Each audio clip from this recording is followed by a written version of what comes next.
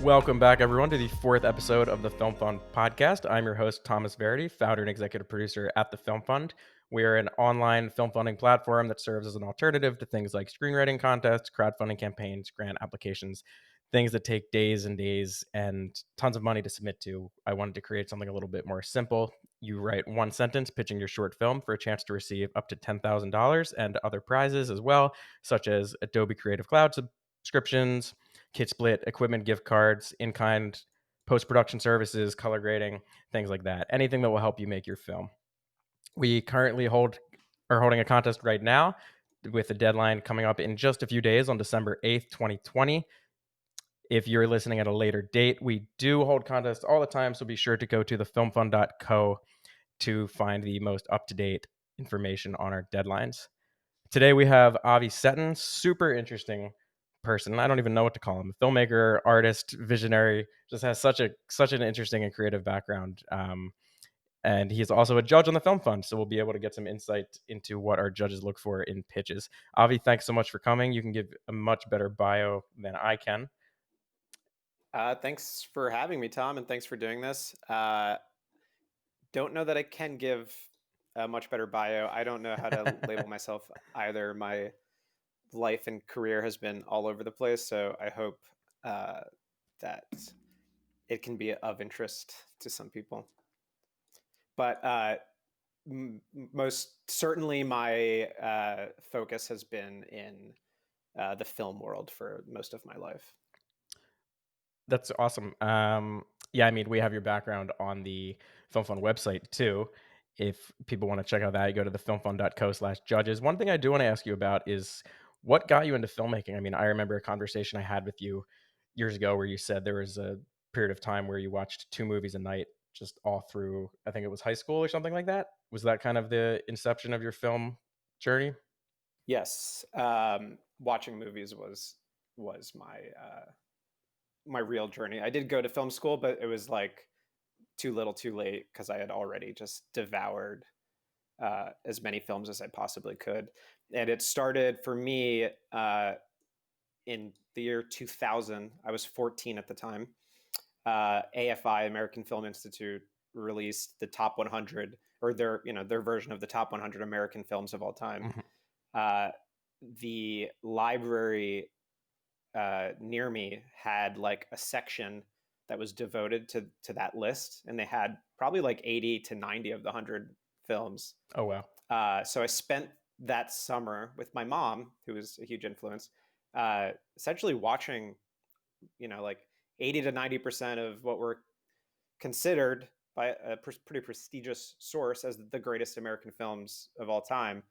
So by the time I was like 14, I had already seen the American film Mhm. canon, and then like from then through the rest of high school was when I really started watching 2 movies a day, and they were foreign, and I started going back to different decades, and that was when I really expanded my film knowledge outside of American films. So you weren't making anything at this point yet. It was completely studying, really. Um, I was making, I remember my first personal camera was a VHS-C camcorder, and I made like little movies. My brother is a filmmaker. He's 7 years older than me, and he was a huge influence. So I was always doing things with him and with my friends, like little, just Mhm. little fun movie projects. The other, I guess, pretty big influential moment in my childhood was also around the time I was 14. I went to New York Film Academy at Princeton. I was actually very lucky because I had a friend who was, it's basically a family friend who was a teacher there, and he basically got me to study he got me in there for free, and it's an incredibly expensive program that I would never have been able to afford at the time. Mhm. All I had to do was pay for the film stock. So when I was 14, I was also exposed to shooting on 16 millimeter film, editing on a Steambeck, kind of the last hurrah of, I feel like, I don't know if you ever had that opportunity, but I I feel like haven't, no. I think that's the difference in our age gap is like was just able to have the opportunity to work with 60 Mhm. millimeter Well, I also and haven't gone to film Steambecks. school, so I know sometimes that's something they make you do as an exercise, right? When I went to film school, 4 or 5 years later at NYU, using actual film stock and editing on a Steambeck was all completely optional. Oh, wow, gotcha. Yeah, so So if I don't in go out of my way to my film school journey is still up in the air. I may go get my MFA one day, but still TBD as I'm working on the film fund. But doesn't sound like that'll be like a necessary rite of passage I'll have to go through. No, That's no one's going to make you shoot on yeah. film No, or sometimes edit this by hand. It's just is not a thing I anymore. might want to do it anyway though. It looks so cool, and you get.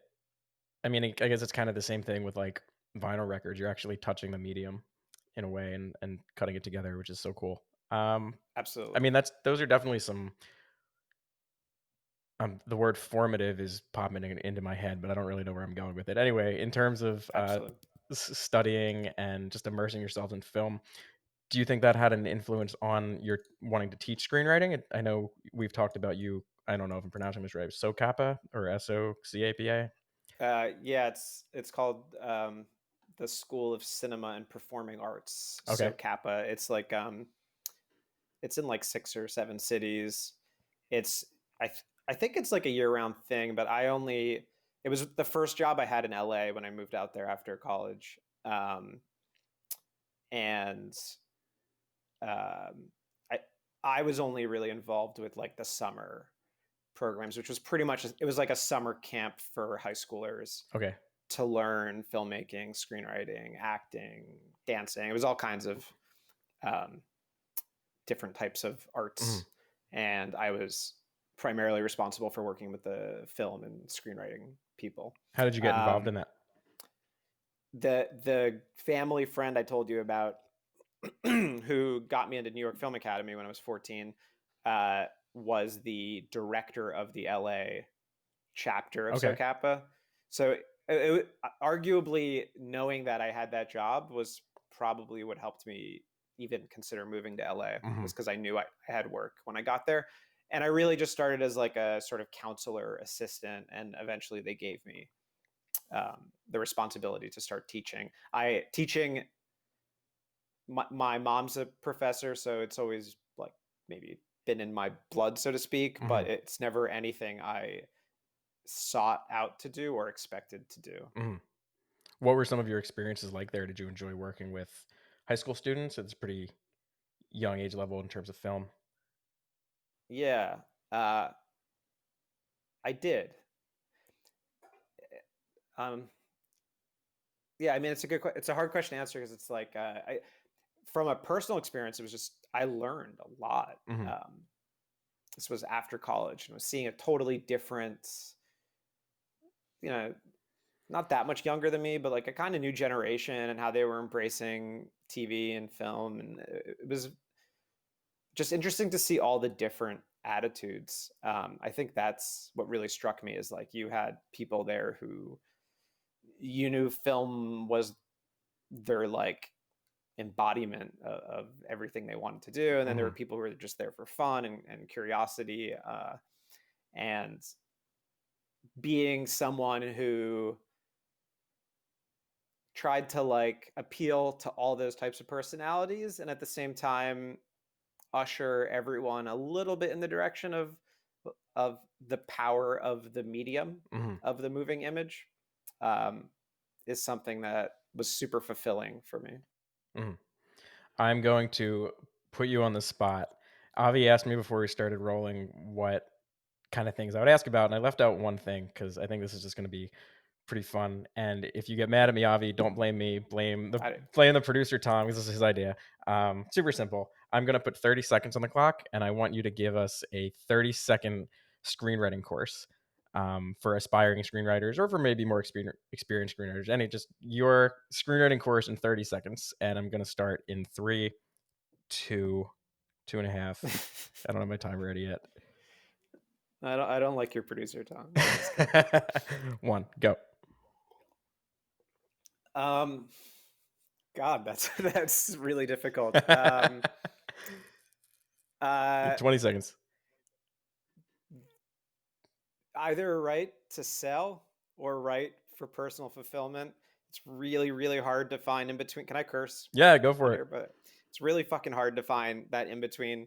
Uh, if you can find it, then run with it for as long as you can.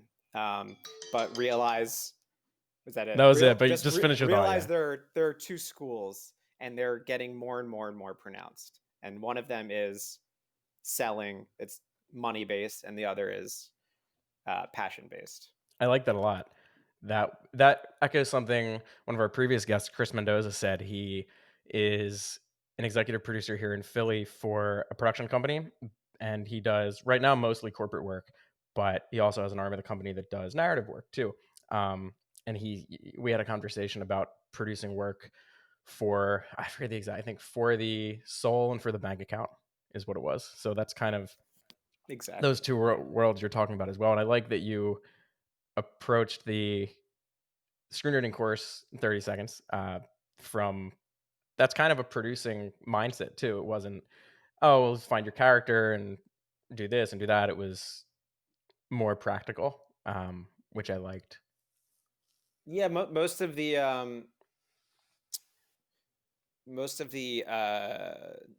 if you don't think like a producer at any point, if you're a screenwriter, you're going to run into a lot of trouble. So I think first and foremost is you have to like ground yourself in reality. Hmm. Yeah, because if no one wants And to watch what you're writing, then you're writing for yeah, yourself. which is hard because a lot of writers get into writing for personal reasons that have absolutely nothing to do with, you know, a market economy. Mm. Speaking of the market economy, let's talk about a massive company called Google. Um, that is just such a, Nice segue. what did you say? Nice segue. Oh, thank you. I've been doing this. What is this? The fourth episode. So this is my fourth time now. Um, how did you get that job? What was it like to work for them? Some of your best experiences. Um, so I guess those are all different questions. The how I started working there, it's like kind of a long story actually. So the real abridged version is, um, I was teaching at Lehigh where you and I met. Hmm. And while I was teaching there, I had a friend who just like was leading. So Google was starting a VR team, or they had started it a couple years earlier, and my friend was beginning the New York chapter of that team.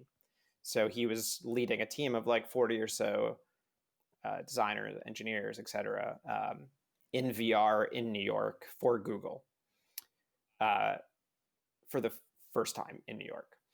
Anyway, he realized that there were times where he just needed someone to sort of film stuff.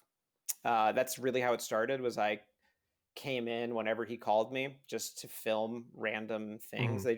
They kind of just needed a resident filmmaker, and I sort of just Yeah.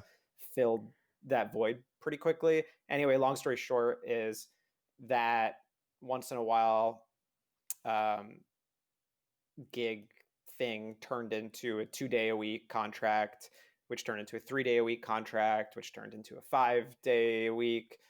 Still contractor, but enough that it was that I had to like leave Lehigh. So they liked what you were producing for them, essentially. Yes, and then eventually turned into a full time job, and the job transformed, and actually I ended up starting a company there at the Hmm. end of my career there. So yeah, my time there was all over the place. Yeah, that's what I'm super interested in. And I have a very, very tiny insight into what it was like for you working there because we worked together on that one project. Um, I was a freelance producer there for, I guess, like a very small contract. Well, not small, it's short, um, like 1 week or so. But your role transformed from, I guess, your first title you said was filmmaker, and then you became founder in residence. So is that the right Yeah. title? Um, yeah, kind of. That's a I had like I had like three titles. Yeah, my technical title was founder in residence at the end. okay. But by the way, you did a great job Oh, thank that you. week, and it was really great working with you and having you on board. You as well. I Um, love that experience. yeah, it was a I don't lot know of how much fun. we can talk about it given the NDA they had me sign, but I think at this point It's like Oh, is it expired? it's expired. Yeah, I closed down the company, so I think we're Okay, fine now. cool. We can Um, talk about that if we want. But I'm more interested in yeah. the transition, and how your role transformed from filmmaker to that founder role. And what did that role entail? You said you were creating companies within Google. That's such a crazy thing for someone on the outside of Google to think like, oh, creating companies within Google. What does that mean exactly? Well, I think first it's really important to understand who I was coming into it. And you know a little bit about me personally at the time I was at Lehigh. What I was all about was like, I was at the point in my life where I still haven't made a feature film. And I was like, all I want to do is make a feature film. So I basically got my own equipment, saved up, and like start like super. I mean, it was like Black Magic. It was like, nothing too fancy, but enough that like I could try to pull off my own feature. And I Mhm, literally just learned everything myself, lighting and sound, and was kind of the mentality that like I could be a one man like team to try to make a film. So I was going into Google with a suitcase full of equipment and just like making like really video making videos that I think they thought were going to be scrappy and making them look really professional by mhm, myself. And so that was huge because um, it really, I really created my own role as I went along. Like I was at Google technically as my first role was mixed reality filmmaker, and I was there for doing that. If you include like the time where I was contracted, it was like a 3-year period, mhm, and it evolved very slowly. So resident filmmaker isn't really appropriate. That's how it started.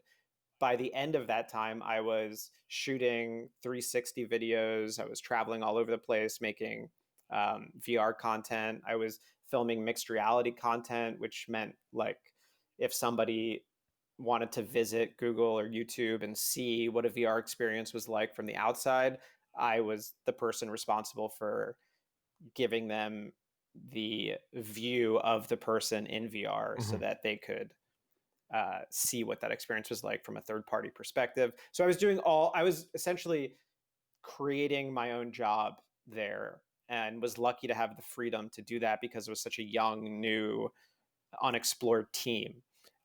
So fast forward to uh, sort of, I mean, the truth is actually Daydream, the VR team at Google, was starting to dwindle. I don't even know if they're an official team anymore because just funding in VR shifted a lot mhm, there. So I started looking at other opportunities. Um, and one of them that seemed up my alley because I had no reason working at Google. Like I have no tech experience. So mhm, it was, if I wanted to stay there, I had to sort of find a role that made sense for me. So they have an internal incubator. A lot of large companies do this. Um, Google's is called Area 120. The name comes from the concept, I can't say practice, but the concept that uh, Googlers are supposed to be able to spend 20% of their time working on whatever they want. mhm. Um, that's one of like Google's operating philosophies, like 80% working on your job, 20% doing what you want. It doesn't actually play out that way, Uh-huh. but that's the idea. Sure. So Area 120 was supposed to be this internal incubator where you could spend 100% of your time working on that 20% I project. see. I don't think I ever asked you where that name 120 came from, so that's actually pretty interesting. Yeah. So I pitched them a project and it was accepted, and then I became um, technically a founder in residence, but also a product manager and CEO of a small Mhm. internal startup. What was that like? I mean, transitioning from mixed reality filmmaker to now you're suddenly founder, CEO, project manager of a company inside Google. Did you have any kind of imposter syndrome or anything like that? Absolutely, as a manager, but from the perspective of what we were doing from the very beginning of my time working in VR, I had always said, and I still believe profoundly, VR is way too big of a step for the average consumer. Video is only, or I mean, film/video is only like 130 years old. we barely know how to interact with it. So Mhm, the company that I started was an interactive video mhm. company, and And that's the I project I was still involved with. yes, and we've seen snippets of it, like Netflix has released some interactive stuff, but it's more like choose your own adventure.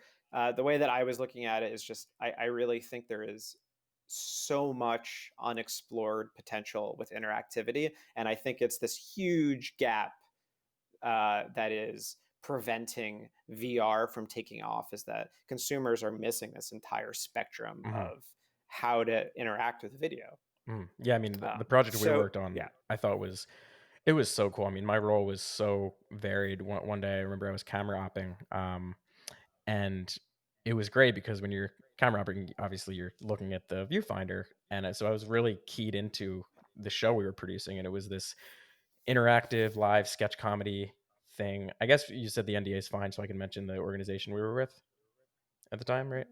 Yeah, UCB. Yeah, Yeah. we were with UCB, which we had some UCB guys on the last show actually, Don Finelli and friends. Whenever I say Okay. Don Finelli and friends, it makes me think of a morning talk show. But anyway, it was so cool because we were watching this live sketch comedy, and there were these like interactive messages popping up, and the audience kind of controlled what was going on through their phones, and it was such a cool and new medium to see.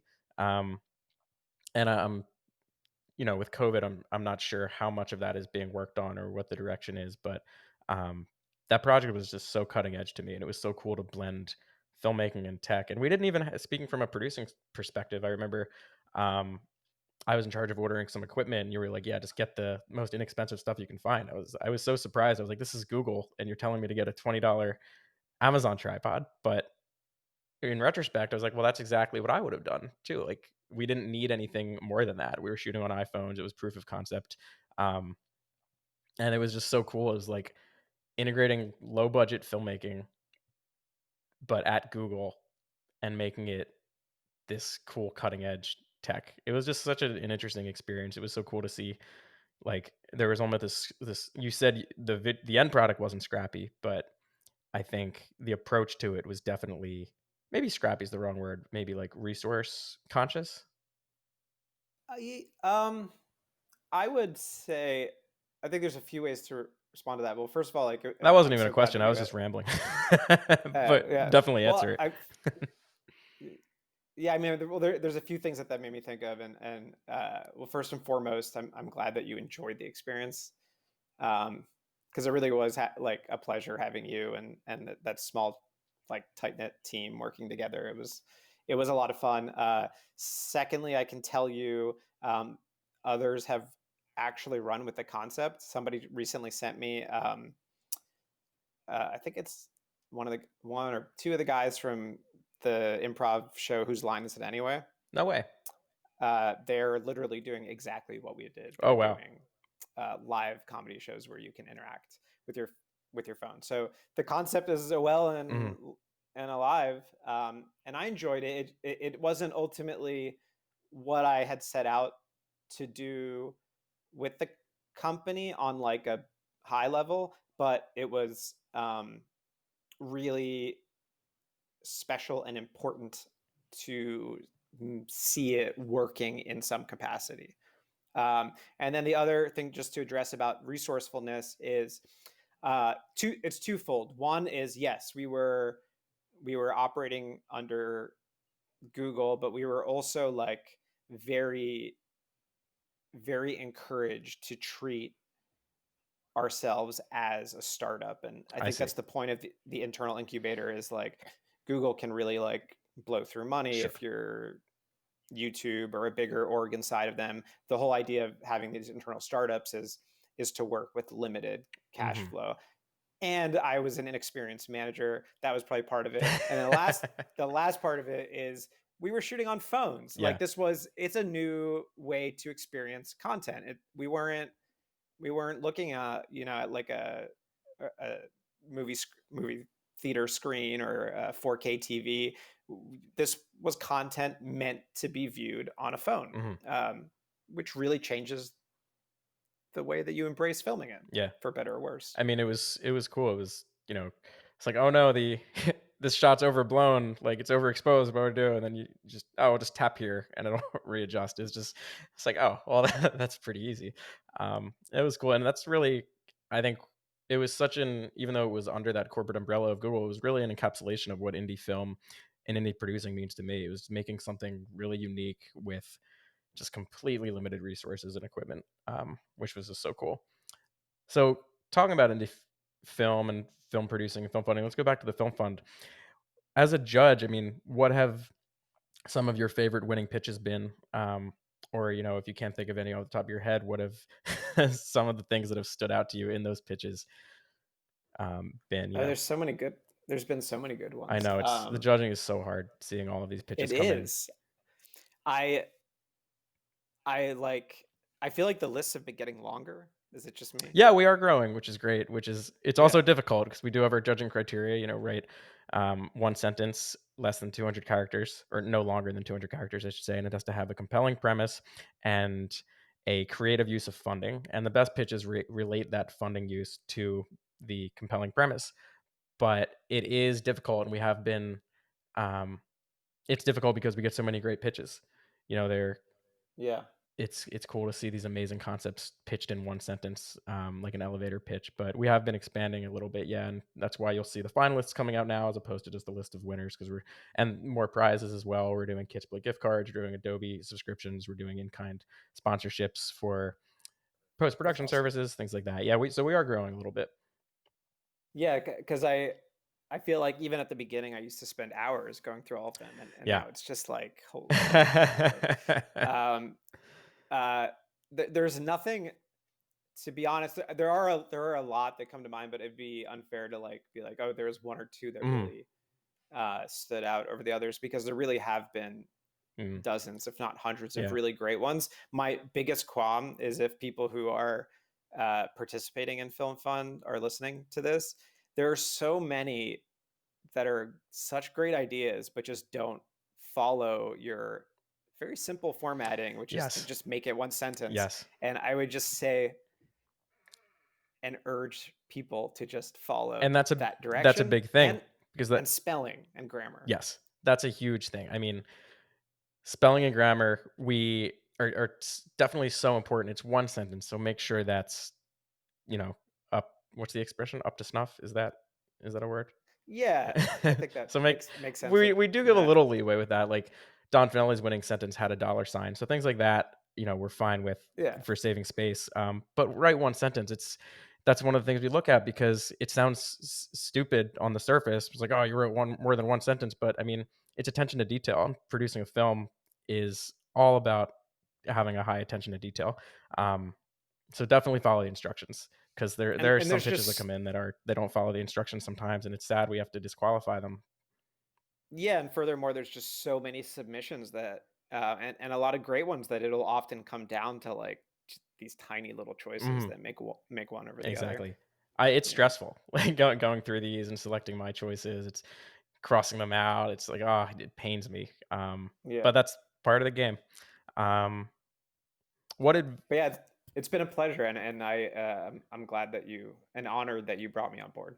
Oh, thank you. I mean, we've been you've been here from the beginning, definitely a mentor to me at Lehigh. I never was in one of your classes. I think I was just it was like a professor recommended I talked to a friend who recommended I talked to you. It was a weird way I got in touch with you. I remember we met at Saxby's, and I was like, I'm trying to produce this film. What do I do? And then I started the film fund. I was like, now I'm doing this. Can you volunteer? And it was so awesome. You were so open to doing that to someone you barely knew. So we've definitely been super excited to have you on board as well. What we got a little bit into this in the 30-second screenwriting course, but what's some advice you would give to filmmakers in general, even outside of pitching to the film fund? Could be a production um, tip, story tip, really anything. yeah, I think I hesitate because I feel like I'm out of the loop. Like, you know, uh, 7 8 years ago, I was living in LA and I was working in the industry, and I probably would have had a lot um, more poignant advice. I feel like I am writing full time right now, and I am working on screenplays. So I feel like I guess I'm still working the industry in that way, but I think like ultimately I'd have to preface any advice I give with just how much has changed over the past decade, especially with distribution. Um, when I wanted to be a filmmaker, it was like it was. I see the Clerks poster behind you, and it was like that time. It was the '90s. It was like Kevin Smith and Tarantino and PTA and all these like indie filmmakers popping up out of nowhere, and was like, oh, this is you can really make a career out of this. Mhm.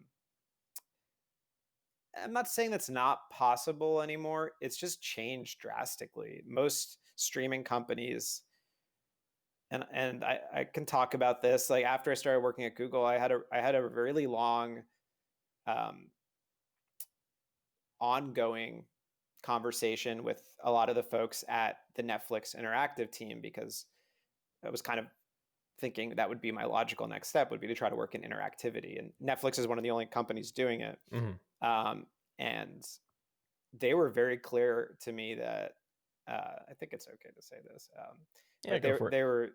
they were very open about like they will not touch interactive content unless it is what's the word, like a big franchise. Mhm. Like Black Mirror, So kind of. yeah, and I know like interactive content is that that's pretty specific, but I think that kind of holds true for a lot of the content you're seeing today. Is like whether or not it's a franchise, there are it's very rare to see voices coming from out of nowhere Mhm. the way that they did in the '90s in American film. However, the big thing, so I guess my advice in that sense, if you want to work in the industry, it's kind of like it's more about networking and connections and climbing up a ladder.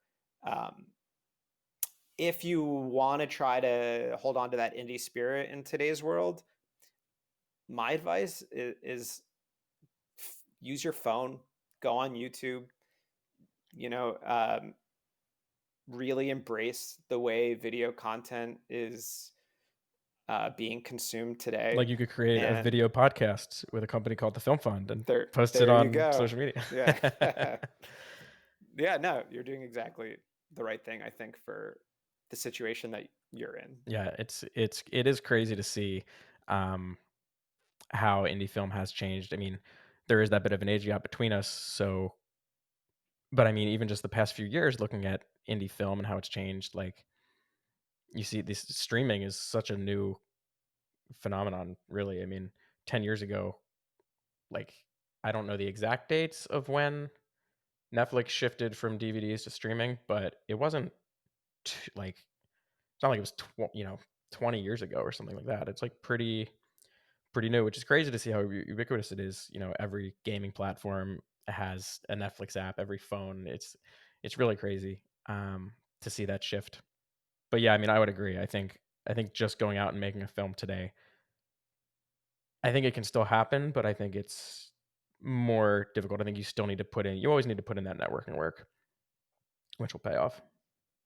Yeah, and I think like in 10, 15, 20 years ago, the film festival circuit was a much more reliable or viable path toward having a successful career in filmmaking.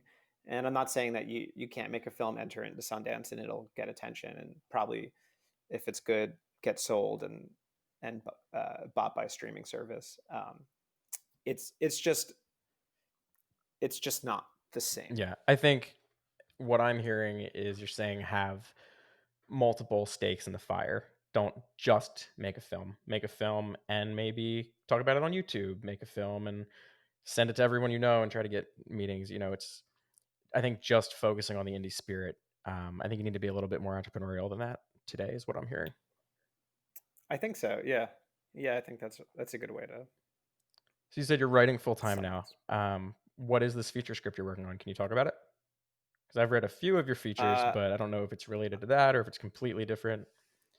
I'm working on a bunch of stuff right now. Well, let's hear about Um, it. Plug some stuff if you're comfortable with all it. right. Yeah, the one that's most furthest along. My friends will be happy that I'm plugging this. I'm writing an animated short. I'm writing the pilot episode of what would hopefully become an animation project. Um, it's its working title is called Team Bitcoin, Okay. and it's about a guy who is trying to start an esports company called Team Bitcoin. And it's actually very much based on one of the four writers. I'm writing it with three other people. Mhm. Their names are Drew, Dylan, and Jason, all super talented people.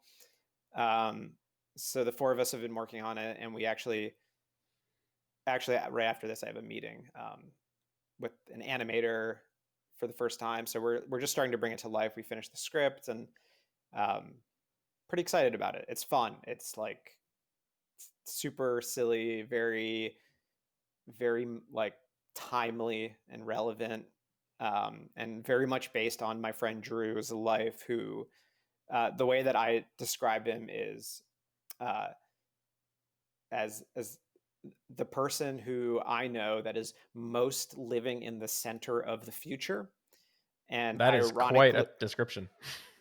yeah, and the irony behind it is that he's doing it alone in the middle of nowhere in a giant cabin. And so I just find that He's writing in uh, a cabin right now? living Living in, in a cabin. yeah, sorry, I don't know what I said. I don't know what I heard. So he's living in this cabin alone in the woods, but he's at the center of technology in the Yeah, future. I just think at the center of the modern world, like he's been like a huge cryptocurrency supporter like years before it became mainstream. Mhm. He's very he like tried starting a political party. He tried starting a religion. This guy Uh, sounds very interesting. he is just one of the most interesting human beings you've ever met, and uh, it's it's loosely biographical about him. Mhm. Obviously it's made animated, so it's a little bit sillier, and it's a pleasure having him on board as one of the four writers to literally help shape. How did you guys all get uh, connected? um, Jason I worked with at Google. We all went to the same high school, so that's the real answer. Mhm. But we've all like been friends and worked together in some capacity. But yeah, mainly Jason is the strongest connection I've had. We worked together at Google, and Drew was has been a friend since high school, and so um, he's always just been connected to us. And then um, Dylan and I wrote. I think the most recent script I sent you it was called American Strangers. Mhm. Was one of the first times I ever actually tried writing with someone else, and it was Dylan, Mhm. and it was a fun script to write, but I think ultimately it was the discovery of a really really nice collaborator. Mhm. So You're not going to pursue Dylan, American Strangers at this time? no, not making it. At least I would love to have it made one day, but the so I'll segue into the second project I'm working on, which is it's with Dylan, just the two of us, and it's a reaction to American Strangers, and we've decided to try to write something as opposed to like more of a passion project, which American Strangers was. We are intentionally trying to manufacture the most sellable product Mhm. we can. I mean, just to be For the completely honest about it, for the bank account writing, as we call it. yeah, and to see if we can pull it off and Mhm. like treat it as a puzzle. And like what keeps me going is like, hey, if we can pull this off afterwards, we can do whatever we want. Mhm. Um so those two. The third main one I'm working on is a modern adaptation of Robin Hood, Okay. which is a series. We're also working on the pilot It's episode, and not I'm Men in writing. Tights. No, no, it's like very much taking place in today's world. Mhm. Uh, like, yeah, like uh, wealth gap of today Mhm. is really what it's about. And um, yeah, I don't know. And yeah, that's basically it. And I'm writing that with my brother Ishai, who's a filmmaker who lives in LA, and Dylan, my collaborator, is also writing that with us. So those are like the three main projects. I'm also working on stuff on my own, but Mhm. uh, I'm not going to plug that stuff. Okay, you can if you want to. I mean, we have a colossal listener base here that tunes in every week. It is growing. We just started. So I mean, speaking about writing with other people, I mean, 4 people, that's gotta be. I mean, I know I've seen Academy Award-winning scripts by writing teams like that, but I guess during the pandemic, what have some challenges been, um, working with a team of that size? Um, we all we all have totally different sensibilities, and Mhm, that's what makes it work. And it was really hard to find that dynamic. So originally, this animated project, three of us tried writing it: Drew, Dylan, and myself. Um, and it just kind of fell apart. And I don't think it like speaks to us, but I think it was like it's really hard to write during the pandemic and have three voices working together. I think adding Jason into the mix was a really great idea because he's not a writer. He's like definitely he reminds me more of like your mentality. He's a producer. Not that you're not a writer, but I think you would consider yourself a producer first, right? I would at this stage of my career, yeah. I mean, I am writing and I have a script kind of on hiatus because of COVID, but I would right now I'd consider myself a producer first. But I guess maybe the better way to phrase it is like if you're working on something on your own, you're constantly juggling the producer mentality and the writer Yes. mentality.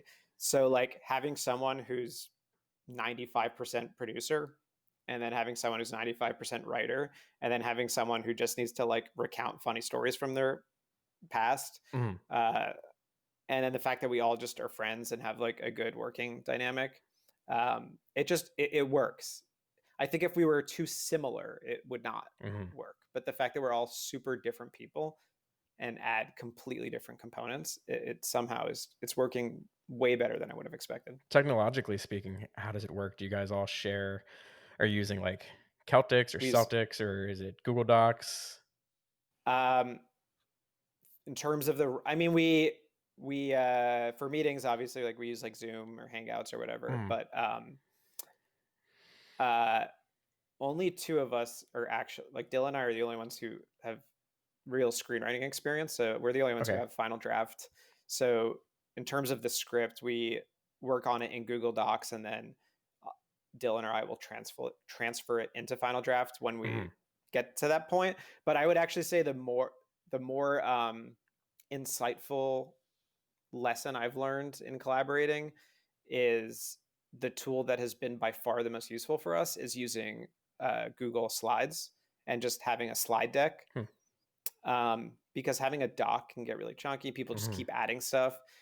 Having slides, being able to add images, reorganizing it any way you want, has really been, I think, a key tool for us to collaborate and stay on the same page. Do you think you would have done that regardless of the pandemic?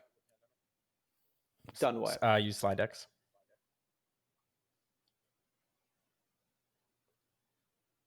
I don't know. That's a great question. I have no idea what effect the pandemic has played on my work habit. Um, I guess when you say slide yeah, decks, what? Because when I think of a deck for a film, it's usually like a pitch, right? But it seems like you're talking about it in terms of more of story, um, right? Like more story it's beats kind of and like, yeah, if you're collaborating with someone and you have a doc that you're sharing, or even if you're using Celtics or Final Draft and you're in collaborative mode, um, you can run into like issues of communication. Maybe a better way to put that is there's a lot of communication, visual communication, like images and mood boards and just like ordering I guess like visuals is just the key. Is like Hmm. sometimes we want like talk about them, we just want like a picture to be associated with what we're talking about, and like you can't do that efficiently. Hmm. Uh, I mean, I guess it makes in sense too, because it's a visual medium. Yeah. So like getting that writer's mental image externalized. So it's like a series of ongoing mood boards and things like that. Yes. Okay, cool. That's a super interesting approach to writing. I mean, um, I was wondering if it was more like the index card method you'll read about and, like Sid Field and things like that. But it seems like it's more visual. I think it's because it's four of us, Hmm. and so if we like talk about a character, we want to make sure all four of us are on the same I see. page. I think if it was just me, or I don't make slide decks for my own Mm, projects. So I think that's really what's at the heart of it, is trying to collaborate with a bunch of people. that makes sense. Is there anything else? I mean, you said you didn't want to plug your own projects, but anything else big in the future you'd like to talk about? I have like three features that I'm like slowly hacking away at on my own. The one that I am excited about, um, that I hope I finish like in the next few months. I've been working on it forever. You were writing a novel too, not to be that guy. Where's the novel? Yeah, novels like uh, the real quick like explanation there is, when I left Google, I was like, I want a about face, abrupt turn, get as far away from the future of technology as possible, Mhm, and go back to like the roots of storytelling and expression and art. And I was like, fuck it, moving to the suburbs, and I'm going to spend a year writing a novel. mhm, And I gave it a go for like 6 months, and I wrote part of a novel, and I was just like, I don't really have that much experience writing prose. I wasn't too proud of it. It was mhm, like, I have 15 years of screenwriting experience.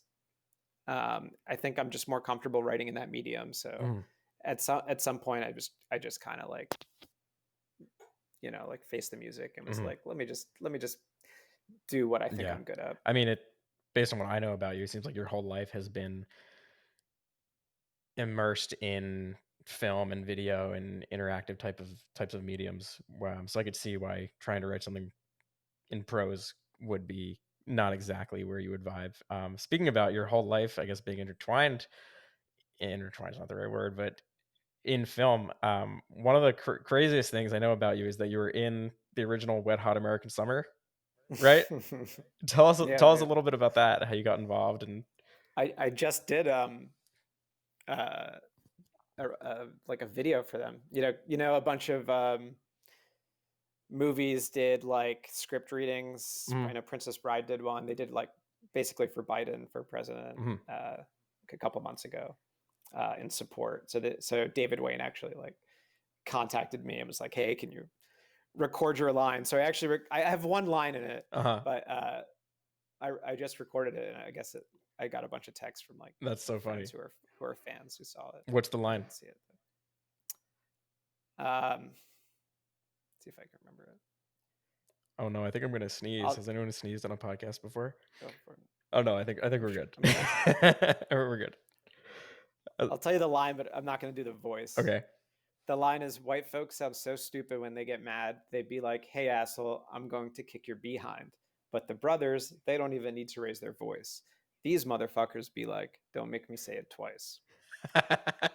And I'm this scrawny little white kid trying to be Yeah, like Eddie Murphy. That was the idea. Like, I got it. I got it. um, um, so that was fun. And the story behind that is, I was an actor when I was a kid, and that's it. I did a bunch of theater, and uh, at one point, as I was falling in love with movies, it took me a little bit of time to realize actors weren't the sort of brains behind everything. And that was my shift toward writing and directing. Mhm, But when I was super young, all I just thought actors did everything. So I wanted to be an actor, and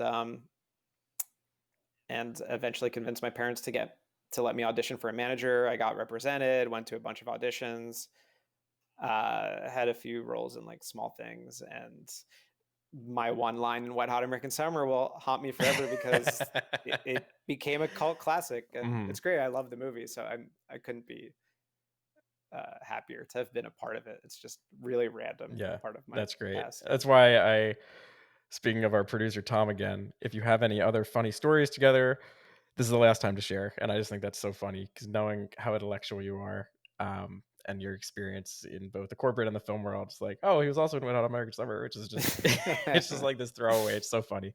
Well, Avi, thank you Yeah. so much for taking the time to speak with us this morning. A ton of great insights from producing to writing to acting as well, I guess. We just want to plug the current contests again. We currently have 3 contests. We launched a new music video contest, so we fund short narrative films, short documentary films, and music videos now. You can win up to $10,000 for your short film or music video just by writing one sentence, and make sure it is one sentence, not 2 sentences, as Avi liked to remind us. In addition to the 10 grand, we also have prizes such as Kit Split Equipment gift cards, Expressway Cinema rentals, Adobe Creative Cloud subscriptions, and more, and some post-production services from Maestro Filmworks. There's a ton of new prizes. You know, we are getting more submissions, like Avi said, so we want to be able to award more filmmakers. And remember that that deadline is in just a few days from now, December 8th, 2020. But if you are listening at a later date, go to thefilmfund.co or thefilmfund.co/contest to get the most up-to-date information. You could also check out our blog at thefilmfund.co/blog. Great name. It's great filmmaking and producing tips, so check that out as well. Sign up for the newsletter and follow us on social media to stay up to date. Next week, I believe we have Matthew Greenberg, who is one of our earlier filmmakers who won the Film Fund. I think he's the second ever winning filmmaker. So going back a couple of years, super excited to talk to him. Avi, anything else you want to add? No, just thanks for having me, and I think it's really awesome you're doing this. I'm stoked for you to keep pursuing your dreams. I hope this keeps working out well. Awesome, Avi. Thanks so much. Talk to you soon for the judging. See you, Tom. Peace.